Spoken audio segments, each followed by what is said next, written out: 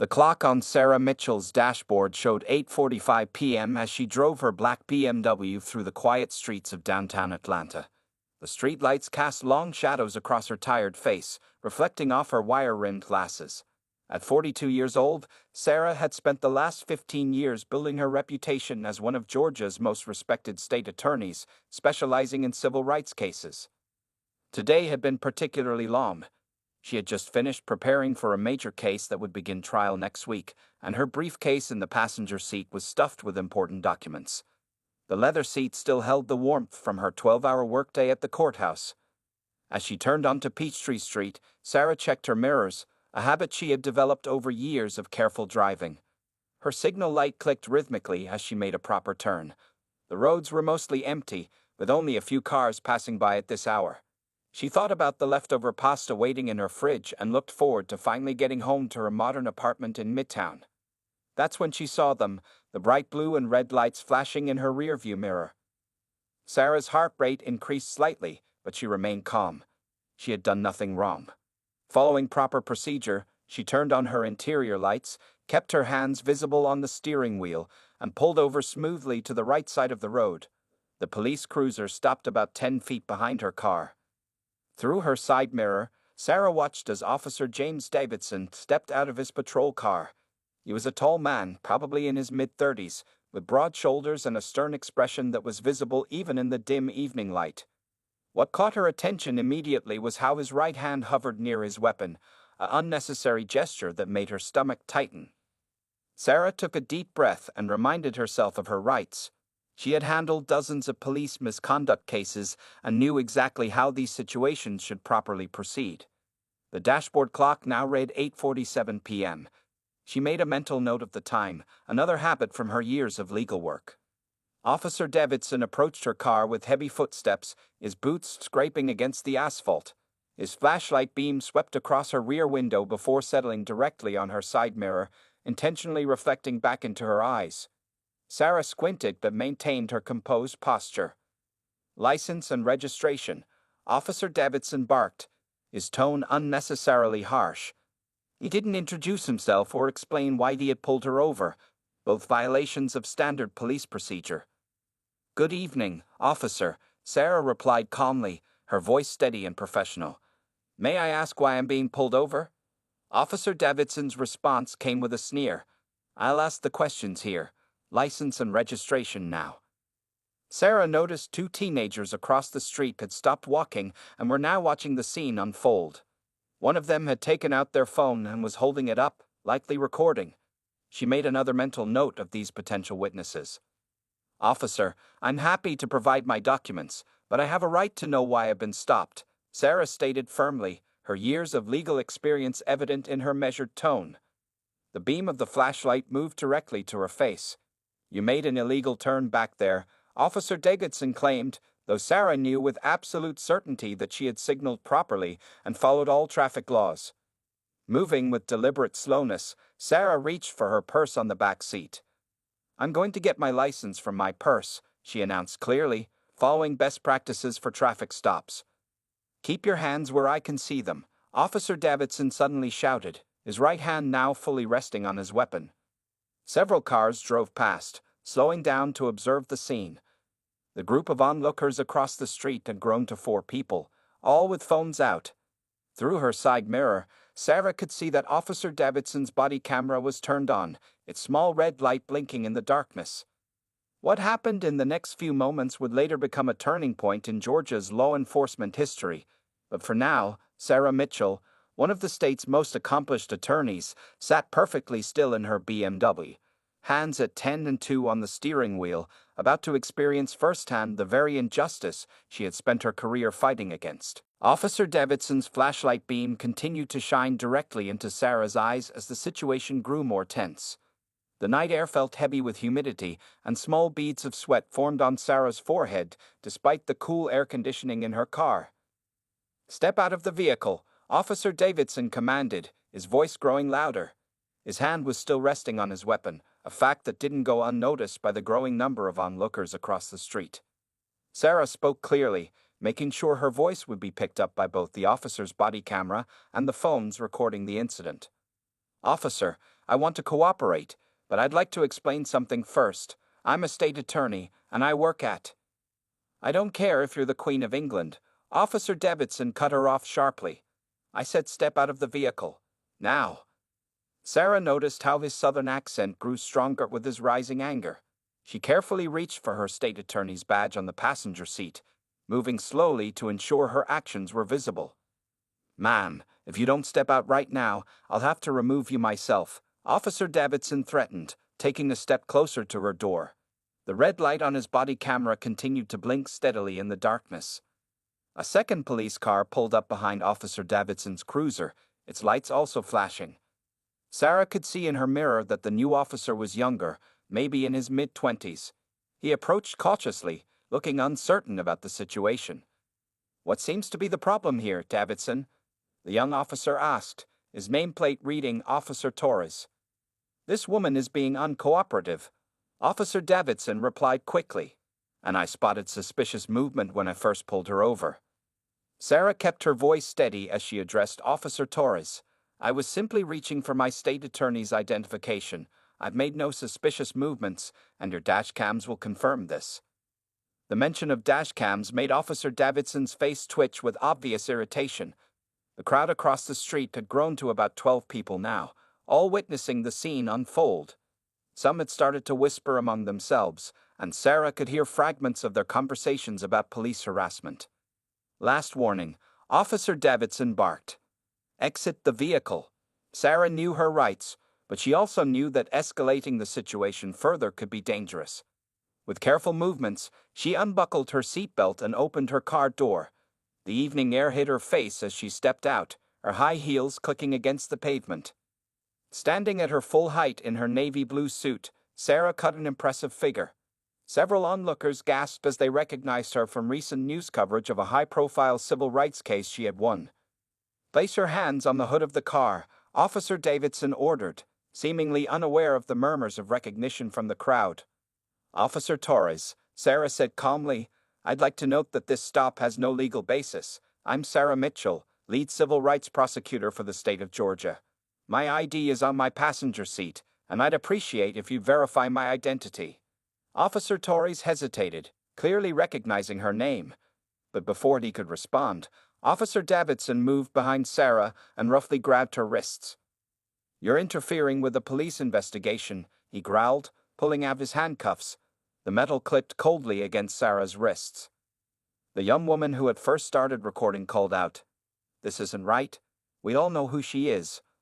Officer Torres stepped forward, his face showing growing concern. "Davidson, maybe we should." "Stay back, Torres. I've got this under control," Davidson snapped, though his voice betrayed a hint of uncertainty. Sarah remained dignified as the handcuffs tightened around her wrists.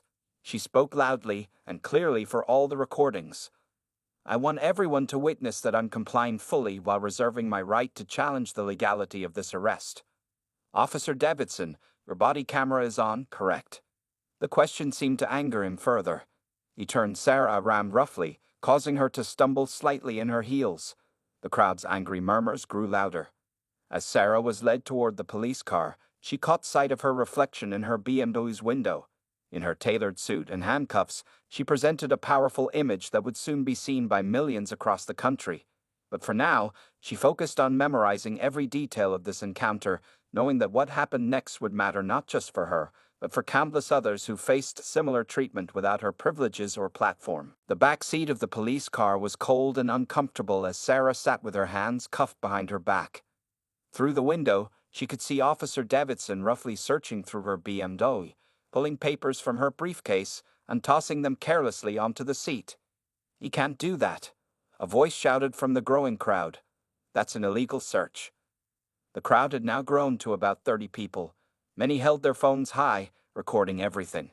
Cars driving by slowed down to see what was happening, and some even parked nearby to join the observers. Officer Torres stood nervously by his patrol car, talking quickly into his radio. Sarah could read his body language. He knew something was very wrong with this situation. Every few seconds, he would glance at her in the back seat, then look away quickly. Inside the police car, Sarah focused on remembering every detail, The time on the car's digital clock read 9:03 p.m. The car number was 247. She could see Officer Davidson's name tag clearly in the streetlight. Badge number 8867. All these details would be important later. Davidson, Officer Torres called out suddenly. The station is asking for an update. They want to know why we're detaining a state attorney. Officer Davidson's head snapped up from where he was searching Sarah's car. He stormed over to Officer Torres, leaving the BMW's door wide open. Who called it in? He demanded loudly. One of the witnesses posted it on social media, Torres explained, holding up his phone. It's already spreading. The chief wants answers. Sarah could see Officer Davidson's face turning red, even in the dim light. He walked back to her car and slammed the door shut, then approached the police car where she sat. Opening the back door, he leaned in close. Listen here, he said in a low voice, forgetting about his body camera still recording. You might think you're something special, but right now you're just another. Officer Davidson, Sarah interrupted calmly, looking directly into his eyes. Everything you're doing is being recorded. There are witnesses everywhere. And you still haven't told me why I was stopped. A new police car arrived at the scene, this one unmarked. A tall black woman in a police captain's uniform stepped out. Captain Angela Roberts was well known in the community for her work in police reform. Davidson, step away from the vehicle. Captain Roberts's voice cut through the night air like a knife. The crowd parted as Captain Roberts walked toward them. Many people were now streaming the scene live on their phones. Some had recognized Captain Roberts and were whispering about how things were about to change. Captain, Officer Davidson started, standing up straight. This suspect was. Suspect. Captain Roberts's voice was sharp. That's Sarah Mitchell, our state's leading civil rights prosecutor. Release her. Now. But she was resisting. The only thing I see here is a serious violation of police procedure, Captain Roberts said firmly. Remove those handcuffs immediately. Officer Davidson's hands shook slightly as he took the handcuffs off Sarah. The crowd cheered as she stepped out of the police car, rubbing her wrists where the cuffs had been too tight. Miss Mitchell, Captain Roberts said respectfully, on behalf of the department, I deeply apologize for this incident. We will be launching a full investigation. Sarah straightened her suit jacket and spoke clearly, knowing she was still being recorded. Thank you, Captain Roberts. I appreciate your quick response. However, this isn't just about me. This is about every person who faces this kind of treatment without having my privileges and position. She turned to face Officer Davidson, who was now standing stiffly beside his patrol car. Officer Davidson, I want you to know that tomorrow I'll be filing a formal complaint. Not for revenge, but because the system only changes when people with power stand up for those without it. The crowd had grown silent, listening to her words. Even the teenagers who had first recorded the incident stood quietly, their phones still filming. Officer Torres stepped forward. Miss Mitchell, your car wasn't properly searched. Would you like me to help you collect your documents? Sarah nodded, then turned back to Captain Roberts. I'll need copies of all body camera footage, dash cam recordings, and the official stop report. And Captain, I hope you'll work with me to make sure this becomes a teaching moment for the department.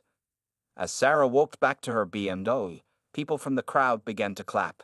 She had handled the situation with dignity and strength, turning a moment of injustice into an opportunity for change. But the real work, she knew, would begin tomorrow. 10 police officers stood quickly and backed away from their desks when Sarah Mitchell walked into the police station. Her heels clicked against the floor as she approached the front desk, still wearing the same navy blue suit from her arrest 2 hours ago. I need to speak with Chief Anderson, she said calmly. The desk sergeant's eyes widened as he recognized her. Miss Mitchell, I'm so sorry about what happened. Let me call the chief right away. His hands shook as he picked up the phone. Inside the station, whispers spread like wildfire. That's Sarah Mitchell, the civil rights lawyer. Davidson arrested her. Oh man, he's in big trouble. Officers peeked around corners to catch a glimpse of the woman who had won dozens of cases against police departments. Chief Thomas Anderson's office door flew open. He was a tall man with gray hair and 30 years of police experience. Right now, he looked worried. Miss Mitchell, please come in, he said, gesturing to his office. Can I get you some water? Coffee? Water would be fine, Sarah replied, sitting down in the leather chair across from his desk. She noticed her arrest report already sitting on top of his papers. Just then, Officer Davidson burst into the office without knocking. "Chief, I can explain." "Sit down, Davidson." Chief Anderson's voice was sharp. "You've done enough damage tonight." The young desk sergeant hurried in with a bottle of water for Sarah, nearly tripping over his feet as he set it down. Through the office windows, she could see more officers gathering, trying to watch what was happening. "Let's review what occurred tonight," Sarah said, opening her briefcase. "Officer Davidson pulled me over without cause, refused to listen when I identified myself as a state attorney, conducted an illegal search of my vehicle, and put me in handcuffs. All of this was captured on his body camera, dash cam, and at least 15 civilian phones." Officer Davidson's face turned red. "You are acting suspicious." "Acting suspicious?" Sarah interrupted, her voice still calm but firm. "Or just being black in an expensive car?" Chief Anderson closed his eyes and rubbed his forehead. "Davidson, you didn't check her ID." "She could have been lying about being a lawyer," Davidson muttered. Sarah pulled out her phone and opened a video. "This is from your own dashcam, Officer Davidson. You can clearly see my state attorney's badge on the passenger seat when you searched my car. Would you like to explain why you ignored it?" The room fell silent. Through the window, more officers had gathered, watching the scene unfold. Even the cleaning lady had stopped mopping to peek inside. "Chief Anderson," Sarah continued, "I've spent my career fighting for civil rights. I've seen hundreds of cases like this, but tonight, I experienced it firsthand." She stood up and walked to the window, looking out at all the officers watching. "I could file a lawsuit right now. I could end careers, but that's not why I'm here." Chief Anderson leaned forward. "What do you want, Ms. Mitchell?" "I want change," she said, turning back to face them. "Real change, starting with Officer Davidson." Davidson looked up, surprise on his face. "What do you mean?" "Tomorrow morning, I'm launching a new police training program on racial bias. Officer Davidson will be the first participant." She smiled slightly. "Consider it your chance to learn from this mistake instead of losing your badge." The chief sat back in his chair, relief showing on his face. "You're offering us a way out." "I'm offering a way forward," Sarah corrected him. "Because the next person Officer Davidson stops might not be a state attorney. They might not have witnesses with phones. They might not know their rights." She picked up her briefcase and walked to the door. "The training starts at 9 a.m. sharp. Don't be late, Officer Davidson." As she walked through the station, officers moved aside, creating a path. Some nodded respectfully. Others looked ashamed. A young black female officer at her desk whispered "thank you" as Sarah passed. Outside, the night air felt cool on her face. Sarah took a deep breath and looked back at the station. Tomorrow would be the start of something new. Sometimes, she thought, real justice isn't about punishment, it's about transformation. The morning sun streamed through the windows of Sarah Mitchell's office as she watched the news coverage of her arrest on her laptop. Her phone hadn't stopped buzzing since the video went viral. In just 12 hours, the incident had become national news. "Sarah, you need to see this," said Marcus Johnson, her longtime assistant, rushing into the office with his tablet. The video hit 20 million views. People are sharing their own stories of police encounters in the comments. It's becoming a movement. Sarah took off her reading glasses and rubbed her tired eyes. She hadn't slept much last night, spending hours documenting every detail of the incident while it was fresh in her memory. Her wrists still showed faint marks from the handcuffs. "How many interviews have we been asked to do?" she asked, looking at the stack of messages on her desk. "CNN, Fox News, MSNBC, every major network wants you," Marcus replied, scrolling through his notes. "And civil rights groups from across the country are calling. They want you to speak at their events." A knock on the door interrupted them. Jennifer Waum, Sarah's colleague and friend from law school, entered with a concerned look on her face. "The mayor's office just called. They want to meet with you immediately." Sarah stood up, straightening her dark gray suit. "What about Officer Davidson? Did he show up for the training program?" "Yes." Jennifer nodded. "Captain Roberts called earlier. He arrived on time and actually seems different. The video of his own behavior seems to have shaken him." As Sarah gathered her things for the mayor's meeting, her office TV showed footage from last night. The video of her arrest played again, followed by interviews with witnesses from the scene. One teenage girl was crying as she described how scared she felt watching the officer's aggressive behavior. "Look at this," Marcus said, holding up his phone. Black women lawyers across the country are sharing their own stories of discrimination.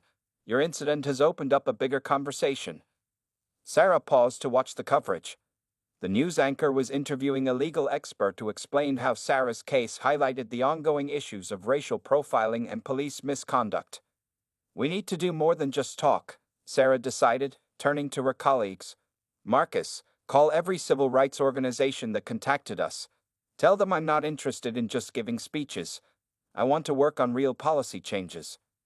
Jennifer smiled, knowing that look in her friend's eyes. "What are you planning?" "This isn't just about one bad officer," Sarah explained, walking to her whiteboard and picking up a marker. "The system needs fixing. I'm thinking mandatory bias training, regular review of traffic stop data, body camera requirements." She started writing quickly, her neat handwriting filling the board with ideas. Marcus and Jennifer watched as their normally reserved colleague transformed into a force for change. "The police union won't like this," Jennifer warned. "They don't have to like it," Sarah replied firmly. "But after last night's video, they'll have to listen. Public opinion is on our side for once." Her phone buzzed again. This time it was a text from Captain Roberts. "Officer Davidson just shared his story with the training class. People are listening. Thank you for giving him this chance." Sarah showed the message to her colleagues. "See, change is possible, but it has to be more than just one department, one officer, or one incident." As they prepared to leave for the mayor's office, a young black female law intern knocked on the door. Her eyes were wide with admiration as she looked at Sarah. "Ms. Mitchell, I just wanted to say, watching how you handled last night, staying professional and turning it into something positive, it reminded me why I wanted to become a lawyer." Sarah walked over and placed a hand on the young woman's shoulder. "What's your name?" "Tanya Williams, ma'am." "Well, Tanya, would you like to help us draft some new police reform legislation? We're going to need the next generation of lawyers to carry this forward." Tanya's face lit up with excitement. "Really? I'd be honored." As they all walked out of the office together, Sarah noticed more young interns and lawyers gathering in the hallway, watching her with new respect. Her humiliating arrest was transforming into something powerful, a catalyst for change that would affect not just her city, but potentially the entire country. The mayor could wait a few more minutes, she decided. First, she had some future leaders to inspire. 1 week after the incident, Sarah sat in a large conference room at the Internal Affairs Department. The walls were covered with data charts, maps, and photographs. 6 investigators worked at computers, analyzing years of traffic stop records from Officer Davidson and other officers in the department. "Ms. Mitchell, you need to see this," called out Maria Rodriguez, the lead investigator. She pointed to her computer screen, which showed a map of the city with hundreds of colored dots. Each dot represents one of Officer Davidson's traffic stops over the past 3 years. Sarah leaned closer, adjusting her glasses. The pattern was clear. Most of the dots clustered around predominantly minority neighborhoods, even though these weren't high-crime areas. "There's more," Maria continued, clicking to another screen. "We found text messages between Officer Davidson and some other officers. They were keeping an unofficial contest about who could make the most stops each month." The room grew quiet. Detective James Chen, who had been reviewing body camera footage from dozens of stops, stood up from his desk. The language they used in these messages. He shook his head in disgust. They called it hunting season. They targeted specific neighborhoods during certain hours when people would be coming home from work. Sarah wrote notes in her leather-bound notebook, the same one she had in her car the night of her arrest. How many other officers were involved in this contest? 7, Maria answered, handing over a list of names. But 3 of them stopped participating after a few months. They said it felt wrong. Just then, Captain Roberts entered the room, carrying a stack of files. Dark circles under her eyes showed she had been working long hours too. "The good news," Captain Roberts announced, "is that Officer Davidson is actually making progress in the training program. He's been sharing his story with other officers, admitting his biases. Yesterday, he broke down crying while watching videos of his own stops. Sarah nodded thoughtfully, and the other officers involved in the contest.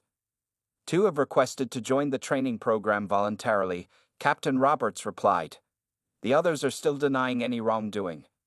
The door opened again, and Tanya Williams, the young intern, rushed in excitedly. Ms. Mitchell, the data analysis you requested is finished. It's even worse than we thought. Everyone gathered around as Tanya connected her laptop to the large screen on the wall. Charts and graphs appeared, showing years of traffic stop statistics. Look at this, Tanya pointed. In the past 5 years, minority drivers were 6 times more likely to be stopped in our city, but less than 1% of these stops found any actual violations. Sarah stood up and walked to the screen, her heels clicking on the tile floor. This is exactly what we needed. Hard evidence that can't be denied. Maria raised her hand. There's something else you should know. We found similar patterns in other police departments across the state. This isn't just a local problem. The room buzzed with conversation as everyone processed this information. Sarah turned to face the team, her expression determined. Okay, here's what we're going to do, she announced. First, we'll complete the investigation of our department. Every officer involved in discriminatory practices will be held accountable. She walked to the whiteboard and started writing.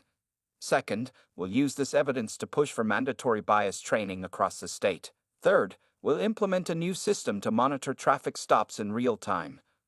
Captain Roberts stepped forward. The police union won't like this.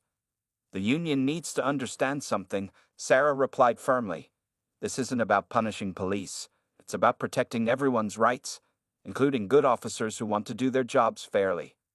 Tanya raised her hand nervously. Ms. Mitchell? Some officers are saying you're just doing this for revenge because of what happened to you. Sarah smiled gently at the young intern. That's why we let the evidence speak for itself. Numbers don't lie, and these numbers tell a clear story of systemic bias. As the team returned to their work, Sarah looked around the room. Here were people from different backgrounds. Black, white, Asian, Hispanic, all working together to fix a broken system. This was exactly what she had hoped for when she decided to turn her arrest into an opportunity for change. Her phone buzzed with a text from Officer Davidson. Can we talk? I want to help make things right. Sarah showed the message to Captain Roberts, who nodded encouragingly. Sometimes, she thought, real change starts with one person admitting they were wrong and wanting to do better. 3 months after Sarah Mitchell's arrest, the police department's largest conference room was packed with reporters, community leaders, and police officers. The air felt tense with anticipation as Chief Anderson approached the podium, with Sarah and Officer Davidson sitting behind him.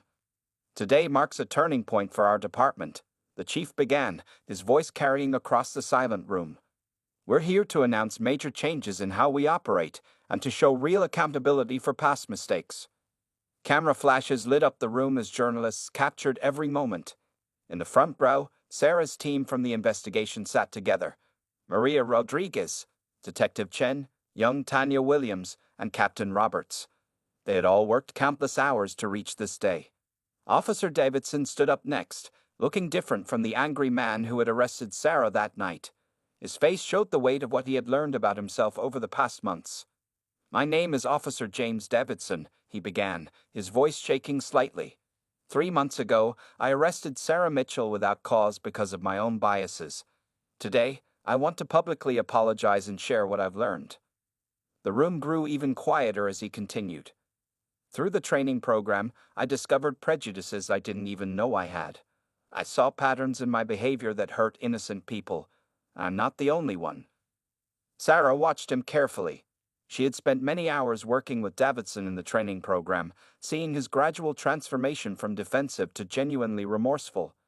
7 other officers and I played a game, Davidson admitted, causing murmurs in the room. We competed to see who could make the most traffic stops in minority neighborhoods. We thought it was just police work. We were wrong. Phones recorded his confession as he explained the unofficial contest and its impact on the community. Some officers in the audience looked uncomfortable, while others nodded in understanding. Captain Roberts stepped forward next, holding up a thick report. Our investigation found clear evidence of systemic bias, but more importantly, we developed solutions. She outlined the new policies. Every traffic stop would now be recorded and reviewed monthly. Officers would undergo bias training every 3 months. A community oversight board would have access to all police data. Body cameras must stay on during entire shifts. Any officer showing patterns of discrimination would face immediate review. But the biggest change, Sarah said, standing up to join them at the podium, is in how we handle accountability. She gestured to Officer Davidson. Instead of just punishing officers who show bias, we're creating a program where they can learn, grow, and help teach others. Officer Davidson will be one of our first trainers. Davidson nodded, looking straight at the cameras. I'm not proud of my past actions, but I'm proud to be part of the solution now. From the audience, an elderly black woman stood up. Sarah recognized her as Mrs. Thompson, a community leader who had experienced police harassment herself.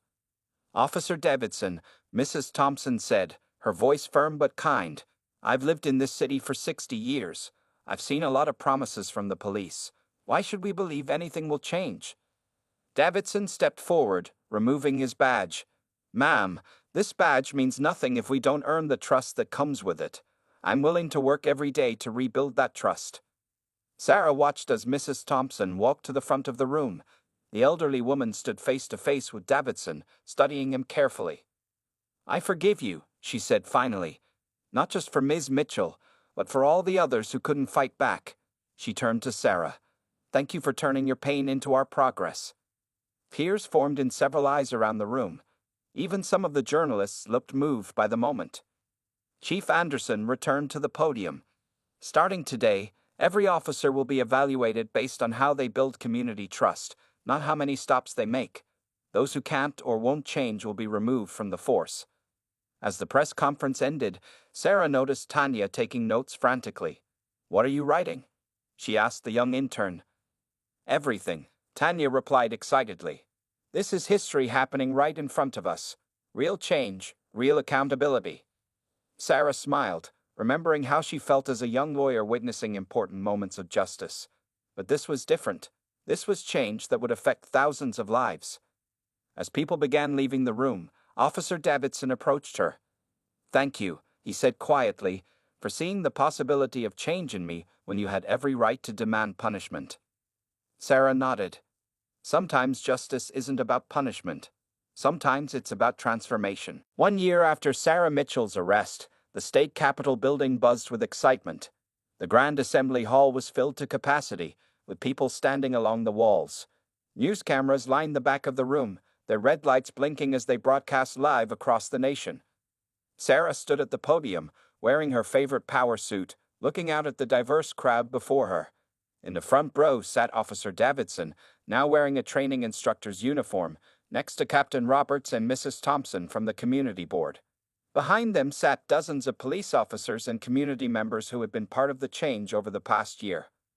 1 year ago, Sarah began, her voice clear and strong, I was handcuffed on the side of the road. Today, I stand before you to share what that moment has created.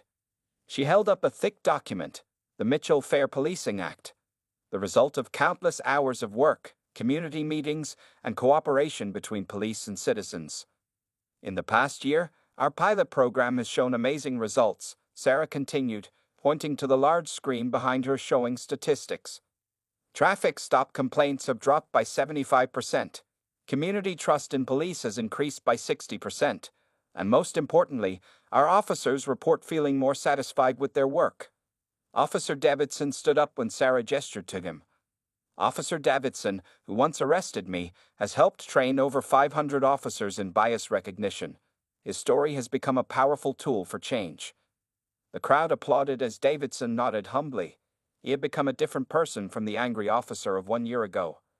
But numbers don't tell the whole story, Sarah said, pulling out letters from her folder. Listen to what people are saying. She read from the first letter. Dear Ms. Mitchell, yesterday I was stopped by a police officer. Instead of fear, I felt respect. The officer explained everything he was doing and treated me like a human being. Your work is making a real difference. Tanya Williams, no longer an intern but now a full-time member of Sarah's team, stepped forward with more success stories. She had collected hundreds of testimonials from both citizens and police officers about the positive changes. The Mitchell Act isn't just about rules and regulations, Sarah explained, turning to a new page in her speech. It's about changing the culture of policing. Every traffic stop is now recorded and reviewed. Officers receive regular training.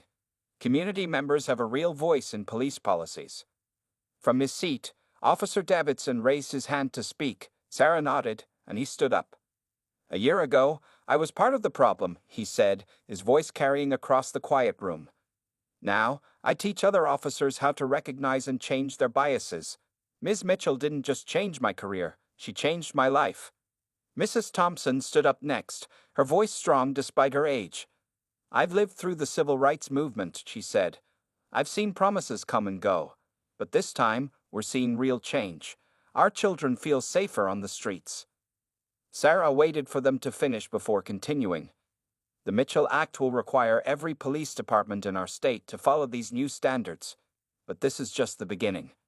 She pointed to a group of visitors sitting in the balcony, police chiefs and lawmakers from other states who had come to learn about the program. 5 states have already requested our training materials, Sarah announced. 10 more are drafting similar laws. What happened to me that night was wrong, but look at what we built from it. Captain Roberts stepped up to join Sarah at the podium. Together, they unveiled a new police department motto: protect, serve, respect, unite. "This isn't just about police reform," Sarah concluded, looking around the room. "It's about building bridges between communities. It's about turning pain into progress. It's about believing that people can change." The crowd rose in a standing ovation. In the back of the room, young black law students who had come to witness the historic moment wiped tears from their eyes. Police officers in the audience stood tall, wearing new badges that symbolized their commitment to unbiased policing. As Sarah gathered her papers, she saw Tanya talking excitedly with a group of young officers. The next generation was already taking up the work of continuing the change. Officer Davidson approached her one last time. "Who would have thought," he said with a gentle smile, "that arresting you would end up being the best mistake I ever made?" Sarah smiled back. "Sometimes justice works in unexpected ways. The real victory isn't in punishing wrongs, it's in making things right." As she left the Capitol building that evening, Sarah saw police cars with the new motto driving past. Each one reminded her that change was possible, one honest conversation, one changed mind, one traffic stop at a time. The end wasn't really an end at all. It was just the beginning of something much bigger.